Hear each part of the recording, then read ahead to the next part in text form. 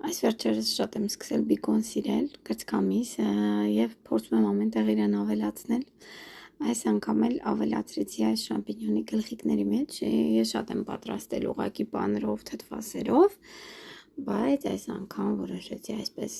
ուրեմն կրծքամիսը կտրատում ենք, նաեւ շամպինյոնի ոտիկներն ենք կտրատում, շամպինյոնը մաքրում ենք իհարկե։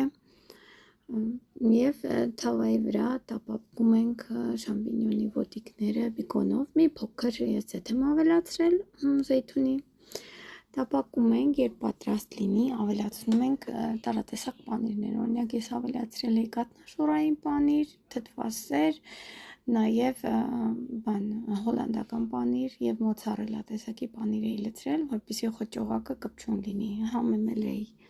աղով, պղպեղով Եվ շամպինյոնի գլխիկները անպայման պետք է աղանել թե մեջը, թե տակը, որովհետև սունկը այդպիսի հատկություն ունի, աղը շատ դժվար է վերցնում, այսպես ասեմ, որպեսզի անալի չստացվի ձեր մոտ։ Ուրեմն այս խոճողակը երբ պատրաստ է լինում, լցնում ենք շամպինյոնի գլխիկների մեջ եւ բացի այն պանիրը, որ օգտագործել ենք խոճողակի մեջ, նաեւ առանձին պանիր ենք կերում եւ ավելացնում ենք, այսպես պատրաստի այդ գլխիկները լցոնված գլխիկների վրա։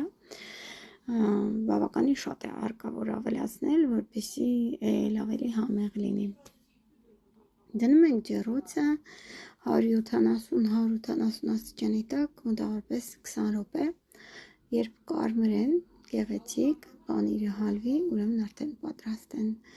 Մի փոքր սամիթ եմ ես կտրատել, շատ համեղ էր ստացվել։